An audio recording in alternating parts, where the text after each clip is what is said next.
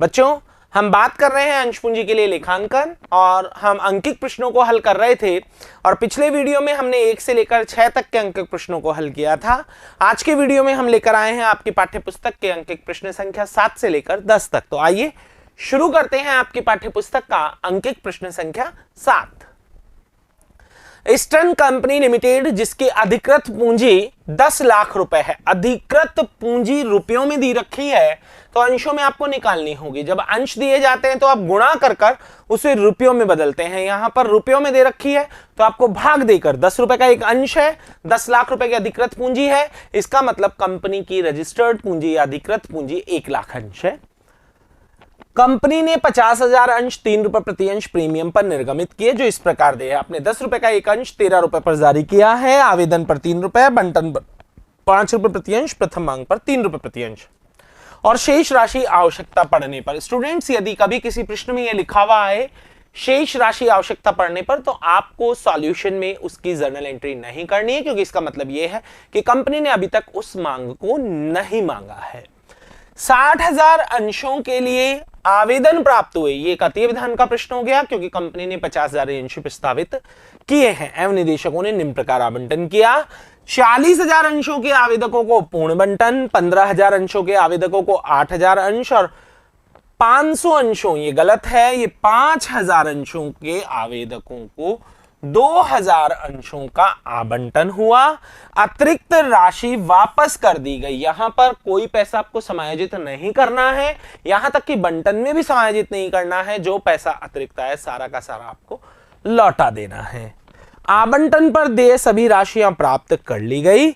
यथाविधि प्रथम मांग की गई और 100 अंशों पर देय मांग को छोड़कर सभी राशि प्राप्त कर ली। कंपनी के इन व्यवहारों को रोज नामचा एवं रोकड़ बही में लिखें और कंपनी का तुलन पत्र भी तैयार कीजिए। यहां आपको 3 काम करने हैं।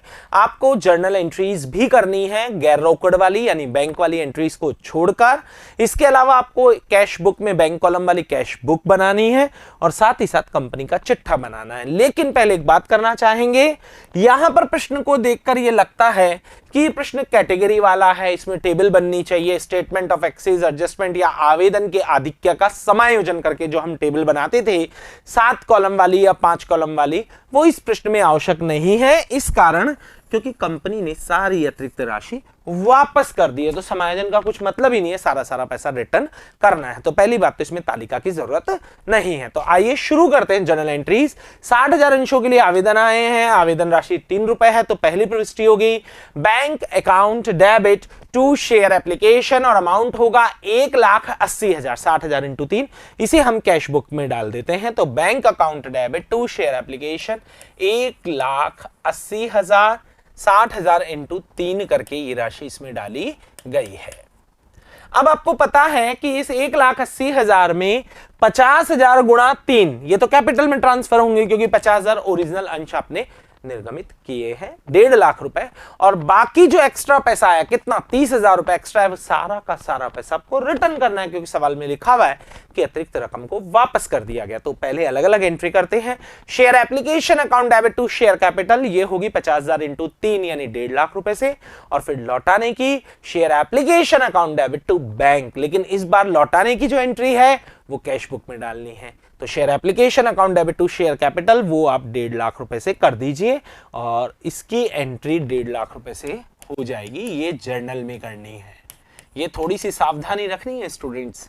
यहां हो जाएगा 50,000 इंटू 3 और लौटाने की 10,000 अंशों का आप पैसा लौटा रहे हैं, 30,000 रुपए आप लौटा रहे हैं, जिसकी एंट्री होगी share application account debit to bank. तो बैंक खाते में कैश बही में बाय शेयर एप्लीकेशन आ जाएगा आपके 30,000 रुपए, जो कि हमने किस तरीके से निकाला है, 10,000 अंशों को हमने 3 रुपए की दर से वापस कर दिया है। अब बात करते हैं बंटन राशि की। बंटन राशि 5 रुपए से है, जिसमें प्रीमियम 3 रुपए है, तो एंट्री होगी share allotment account debit to share capital to securities, premium 50,000 गुणा 5 2,50,000 अलॉटमेंट में, 50,000 गुणा 3 1.5 लाख रुपए प्रीमियम में, और 50,000 गुणा 2 1 लाख रुपए शेयर कैपिटल में। तो आइए आपके सामने एंट्री है share allotment account debit 2,50,000, share capital 1 lakh और सिक्योरिटीज प्रीमियम 1,50,000 50,000। आपकी जानकारी के लिए यहां लिख देते हैं, ये है 50,000 इंटू 5, ये है 50,000 गुणा 2, और ये है 50,000 गुणा 3।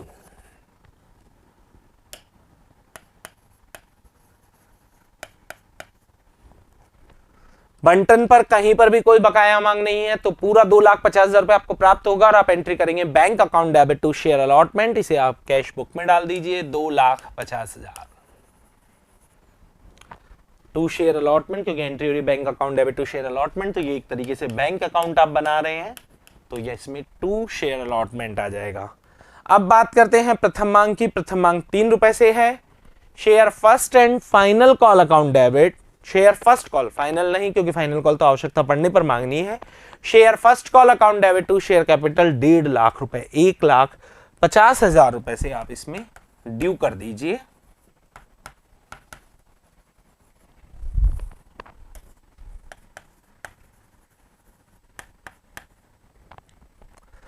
अब सवाल में लिखा हुआ है कि 100 अंशों ने अपनी देय मांग नहीं दी है, तो कितने अंशों ने? 100 अंशों ने अपनी रकम नहीं दी है। बकाया मांग 100 इंटू 3 रुपए से मांग है, 300 रुपए का भुगतान नहीं किया है। 1,50,000 रुपए से आपने किस्त को ड्यू किया है, जिसमें से 300 रुपए नहीं प्राप्त हुआ है, यानी आपको प्राप्त हुआ है 1,49,700, जिसकी प्रविष्टि होगी bank account debit to share first call 1,49,700।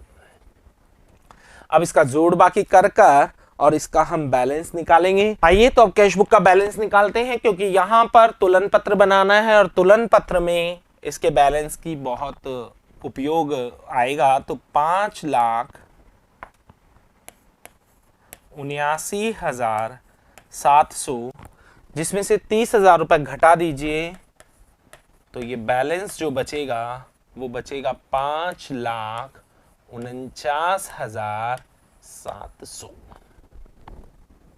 चलिए अब बात करते हैं तुलन पत्र की, बैलेंस शीट की। तो बैलेंस शीट किस तरीके से बनानी होती है? पहले नोट टू अकाउंट्स हम तैयार करेंगे।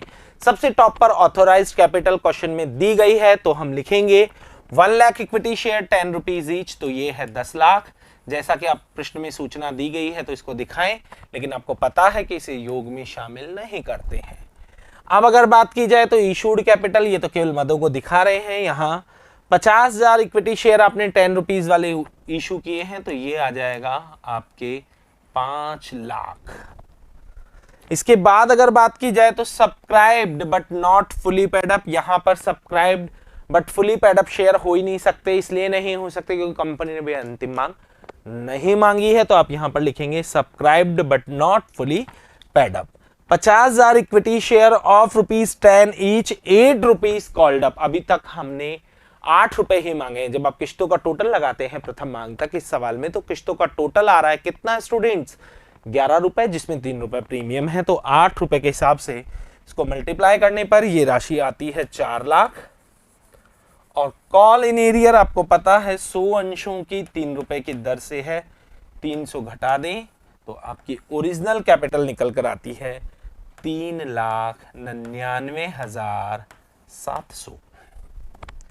इसके बाद अगर बात की जाए तो सिक्योरिटीज प्रीमियम 50,000 अंश हैं और 3 रुपए की दर से पूरी 1.5 लाख रुपए प्रीमियम आपको प्राप्त हुई है, वो भी आप यहां दिखा दें। रिजर्व एंड सरप्लस में आपको मालूम है कि हम इसे दिखाएंगे। कैश एंड कैश इक्विवेलेंट में कैश एट बैंक का बैलेंस जो है वो हम दिखाएंगे 5,49,700। इन सभी मदों को यहां लिख ले और अब इन मदों को हम बैलेंस शीट में लेकर जाते हैं। तो नोट टू अकाउंट्स थे, तो फर्स्ट नंबर पर इस तरह की बैलेंस शीट आप बनाएंगे। Equity and liability, share holder fund, share capital का अमाउंट ये रहा, ये वाला आप लिखेंगे स्टूडेंट्स 3,99,700। ये है आपका नोट नंबर 1, 3,99,700। इस ये वाली नंबरिंग आपको डालनी है। नंबरिंग की अगर बात करें, नोट नंबर 1 ये शेयर कैपिटल का पार्ट है यहां तक। उसके बाद में नोट नंबर 2 में आपने रिजर्व एंड सरप्लस निकाला है, तो यहां नोट नंबर 2 लिख दें और ये लिख दें 1,50,000। फिर आप टोटल लगा दें क्योंकि लायबिलिटी साइड पूरी हो चुकी है।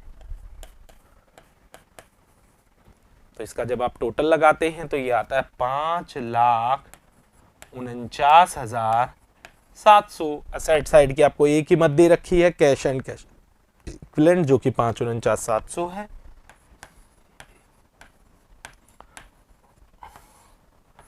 और यहां पर टोटल लगाकर इसे टैली आप कर सकते हैं, 5,49,700। इसी के साथ आपका प्रश्न संख्या 7 पूरा होता है। अब बात करते हैं प्रश्न संख्या 8 की।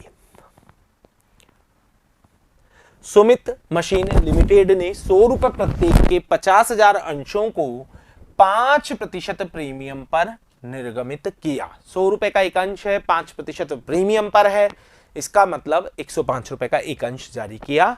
25 रुपए आवेदन पर, 50 रुपए बंटन पर, 30 रुपए प्रथम और अंतिम मांग पर। प्रश्न में सूचना आगे दे रखी है। निर्गमन पर पूर्ण अभिधान प्राप्त हुआ है और 400 अंशों की अंतिम मांग के अतिरिक्त संपूर्ण राशि प्राप्त की गई है।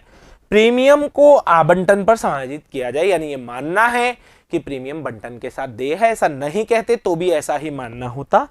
रोज नामचा प्रविष्टियां और तुलन पत्र, यहां कैश बुक नहीं बनानी है तो सारी प्रविष्टियां जो हम करेंगे वो रोज नामचे से ही करेंगे। आइए तो शुरू करते हैं। पहली प्रविष्टि करेंगे 50,000 गुणा 25, तो ये राशि हो जाएगी आपकी 12,50,000, जिसकी एंट्री होगी bank account debit to share application 12,50,000।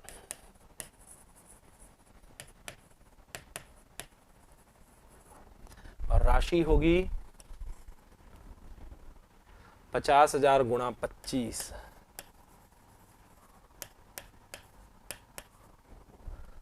दूसरी प्रविष्टि की बात की जाए तो share application account debit to share capital, और इसका अमाउंट भी होगा 12,50,000।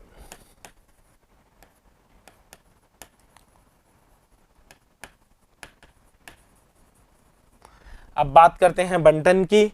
बंटन यहां पर 50 रुपए से है, जिसमें 5 रुपए प्रीमियम है। एंट्री होगी share allotment account debit to share capital to securities premium. तो शेयर अलॉटमेंट 50,000 गुणा 50, तो ये राशि हो जाएगी 25 लाख, जिसमें 5 रुपए प्रीमियम है। तो 50,000 गुणा 5, तो बाकी का पैसा कैपिटल हो जाएगा 50,000 इंटू 45, तो यहां पर आ जाएगा 22,50,000 और यहां पर आ जाएगा 2,50,000। बंटन पूरा प्राप्त हो रहा है तो प्राप्त कर लीजिए। Bank account debit to share allotment 25 lakh रुपए।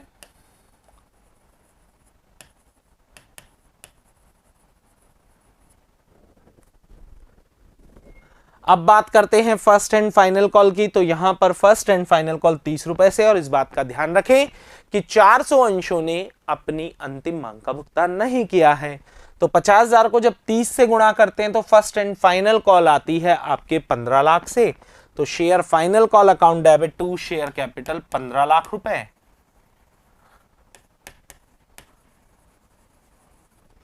अब 400 अंशों ने अपना पैसा नहीं दिया है, तो 400 गुणा 30, ये आते हैं 12,000 रुपए।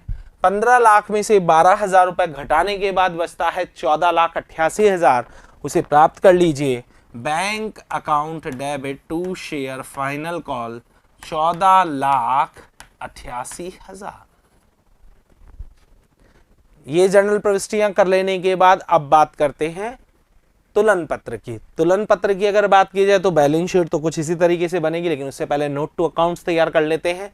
इस प्रश्न में ऑथोराइज्ड कैपिटल नहीं दी गई है, तो आप भी केवल हेडिंग लगाकर छोड़ दें। इसके बाद इशूड कैपिटल की बात की जाए तो पूरे के पूरे 50,000 शेयर, जो कि 100 रुपए प्रत्येक का है, जारी कर दिए गए हैं। तो यहां पर लिख दीजिए 50,000 इक्विटी शेयर 100 रुपीज ईच, तो यहां आ जाएगा 50 लाख। सब्सक्राइब्ड कैपिटल, और यहां पर दो तरीके के शेयर हैं, 49,600 इक्विटी शेयर हैं 100 ईच, और subscribed but not fully paid up है 400 इक्विटी शेयर, जिन्होंने अपना पूरा पैसा नहीं दिया है। तो आइए लिखते हैं, ये तो आ जाएगा 49,60,000 रुपए। और यहां अगर बात की जाए तो 40,000 इक्विटी शेयर, 40,000 रुपए टोटल हैं, 400 शेयर हैं 100 रुपए के, इन पर कॉल इन एरियर है 12,000, तो ये शेयर कैपिटल आ जाएगी 28,000। पूंजी का अगर योग लगाया जाए तो इन दोनों का अगर हम योग लगाते हैं तो ये आता है 49,88,000।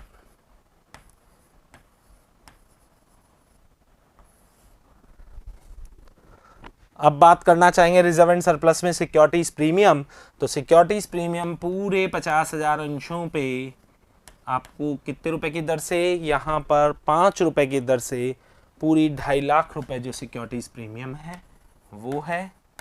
अब बात आती है कि कैश एंड कैश इक्विवेलेंट में क्या लिखेंगे, तो उसके लिए आपको क्या करना चाहिए, यहां हमने कैश अकाउंट नहीं बनाया है, तो जहां जहां बैंक को आपने डेबिट किया है उसे जोड़ लीजिए 12,50,000, 25 लाख और 14,88,000। जब आप इसे जोड़ेंगे तो इनका टोटल आ रहा है 52,38,000। तो ये आप कैश एंड कैश इक्विवेलेंट में लिख दीजिए 52,38,000। अब इनको बैलेंस शीट में दिखाते हैं, आइए।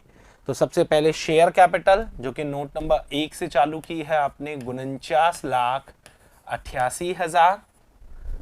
रिजर्व एंड सरप्लस में सिक्योरिटीज प्रीमियम नोट नंबर 2 से तैयार किया है 2,50,000 और ये इसका टोटल हो जाएगा 52,38,000। साथ ही साथ कैश एंड कैश इक्विवेलेंट जो कि है 52,38,000 और अगर आप बैलेंस शीट का टोटल लगाते हैं तो दोनों तरफ से हो जाता है 52,38,000। इसी के साथ अंकित प्रश्न संख्या 8 भी पूरा होता है। अब बात करते हैं अंकित प्रश्न संख्या 9 की। कुमार लिमिटेड ने भानु आयल लिमिटेड से 6,30,000 रुपए की परिसंपत्तियों का क्रय किया। खरीदने वाला कौन? कुमार लिमिटेड। और बेचने वाला कौन? Bhanu oil limited. Kumar limited ने समझौते के अनुसार 100 रुपए प्रत्येक के पूर्ण प्रदत्त अंशों का निर्गमन किया। कौन सी रोजनामचा प्रविष्टियां की जाएंगी यदि अंशों का निर्गमन सममूल्य पर या 20% प्रीमियम पर? यह कॉन्सेप्ट है रोकड़ के अतिरिक्त अन्य प्रतिफल के लिए निर्गमन, यानी कि कंपनी अंशों के लिए रोकड़ प्राप्त ना करके बल्कि कोई और प्रतिफल प्राप्त कर रही है, जैसा कि यहां पर 6,30,000 की संपत्तियां प्राप्त की गई है। तो यहां पर आप अपने आप को कुमार लिमिटेड मानते हुए जनरल प्रविष्टियां करेंगे। तो सबसे पहले संपत्ति खरीदी गई है। यदि संपत्ति का नाम दे रखा हो machinery, building, furniture, free hold premises, तो आपको उसका नाम प्रयोग करना है। लेकिन जब केवल यह कह रखा है कि परिसंपत्तियां क्रय की, तो आप लिख सकते हैं सन्ड्री असेट्स। तो सबसे पहले संपत्ति क्रय करने की प्रविष्टि होगी sundry assets account debit to Bhanu oil limited. Sundry assets account debit to Bhanu oil limited और अमाउंट होगा 6,30,000 रुपए।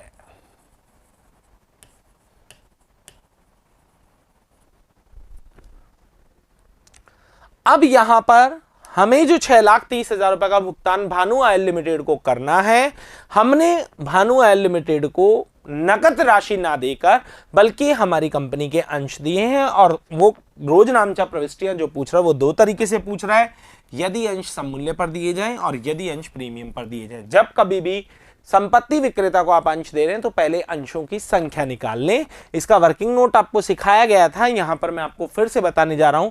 विक्रेता को दिए जाने वाले अंशों की संख्या, यदि विक्रेता को अंश सममूल्य पर दिए जाए तो क्या करते हैं, विक्रेता को देय कुल राशि, तो विक्रेता को देय कुल राशि कितनी है 6,30,000 और इसमें एक अंश के निर्गमित मूल्य का भाग देंगे। निर्गमित का मतलब है यदि आपका अंश 100 रुपए का है और आप उसे 100 रुपए पर जारी कर रहे हैं तो 100 का भाग दें, और यदि आपका अंश 100 रुपए का है लेकिन आप उसे 120 पर जारी कर रहे हैं तो 120 का भाग दें। तो फर्स्ट केस में आप 100 का अंश 100 रुपए पर ही जारी कर रहे हैं तो अंशों की संख्या हो जाएगी 6300 अंश। इसी के साथ साथ अगर बात करूं यदि विक्रेता को अंश प्रीमियम पर दिए जाएं तो सेकंड केस में अगर आप देखेंगे तो प्रीमियम की जो राशि दी गई है वो दी गई है 20%। तो 6,30,000 में आपको भाग देना होगा कितने का, 120 का, क्योंकि 100 रुपए का एक अंश है और इसमें आप कितने प्रतिशत प्रीमियम पर अंश जारी कर रहे हैं? 20% प्रीमियम पर आप अंश जारी कर रहे हैं।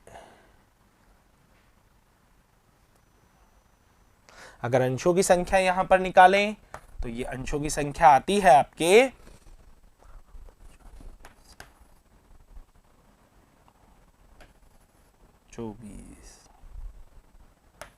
5250 अंश, जबकि प्रथम केस में आता है 6300 अंश। ये दोनों ही अंशों की संख्या ध्यान रखें। अब पहले फर्स्ट केस सॉल्व कर लेते हैं।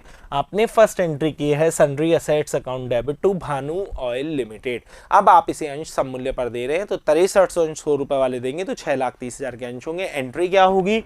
भानु ऑयल लिमिटेड का खाता यहां पर आपने क्रेडिट करके खोला है। जब आप इसे भुगतान करेंगे तो आप इसे डेबिट करेंगे और जो भी चीज आप इसे भुगतान करेंगे वो क्रेडिट करेंगे। जैसे अगर आप नकद राशि दें तो आप जनरल प्रविष्टि करेंगे Bhanu oil limited account debit to bank, लेकिन यहां पर आप उसे अंश दे रहे हैं तो Bhanu oil limited account debit to share capital. तो यहां पर अमाउंट आ जाएगा 6,30,000। और ये 6,30,000 कैसे आया?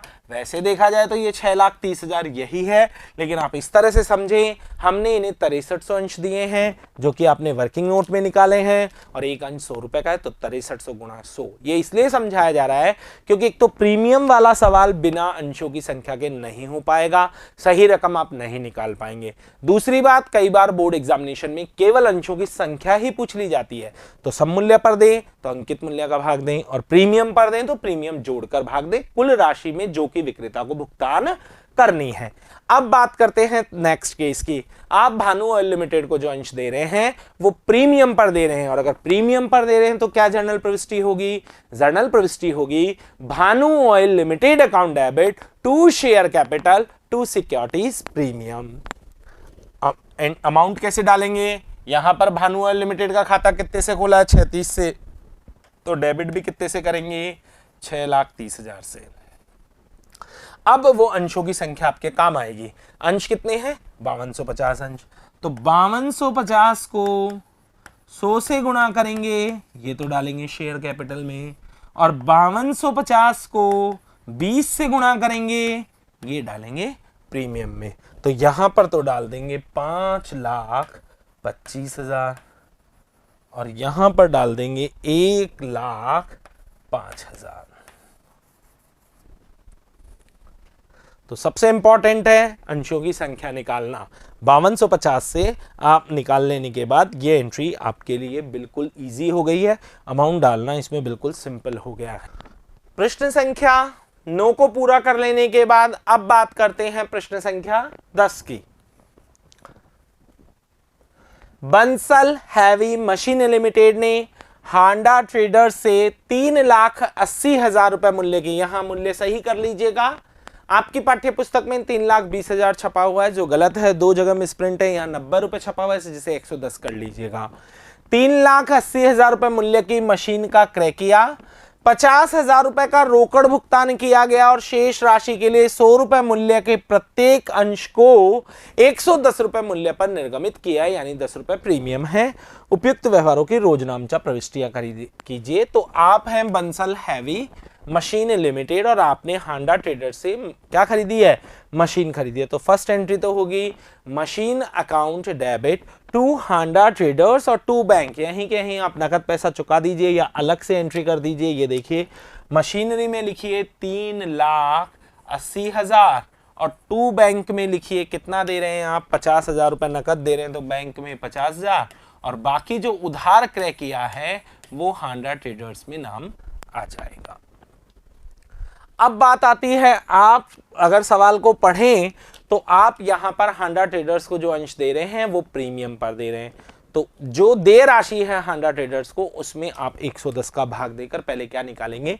अंशों की संख्या। तो आइए वर्किंग नोट तैयार कर लेते हैं।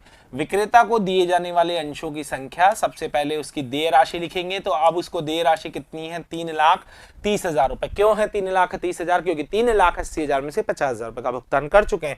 इसमें एक अंश के निर्गमित मूल्य का भाग देंगे और एक अंश का निर्गमित मूल्य है 110 रुपए। 3,30,000 में जब 110 का भाग देते हैं तो अंशों की संख्या निकल कर आती है 3,000 अंश, यानी कि आप हांडा ट्रेडर्स को 3000 अंश 100 रुपए वाले जारी करेंगे और 10 रुपए के हिसाब से प्रीमियम वसूल करेंगे। तो आइए बात करते हैं। यहां पर हांडा ट्रेडर्स का खाता आपने 3,30,000 से खोला है, तो डेबिट भी उसे 330 से करेंगे। शेयर दे रहे हैं तो शेयर को क्या करेंगे, क्रेडिट करेंगे, और साथ ही साथ प्रीमियम पर दे रहे हैं तो प्रीमियम कंपनी का लाभ है। तो जनरल प्रविष्टि क्या होगी, Handa traders account debit to share capital to securities premium. Handa traders में डाल दीजिए 3,30,000, क्योंकि हांडा ट्रेडर्स का खाता ये देखिए आपने 330 से खोला है, तो बंद भी कितने से करेंगे, 330 से। और यहाँ आपके अंशों की संख्या काम आएगी जो आपने वर्किंग नोट में निकाली है। कितनी है, 3000 अंश है, तो 3000 को 100 से गुणा अंकित मूल्य से, तो 3 लाख, और सिक्योरिटीज प्रीमियम में डाल दीजिए आप 3000 गुणा 10, जिसकी राशि होगी 30,000 रुपए। इसी के साथ प्रश्न संख्या 10 पूरा होता है। अगले वीडियो में मिलेंगे अगले प्रश्नों के साथ, तब तक के लिए धन्यवाद।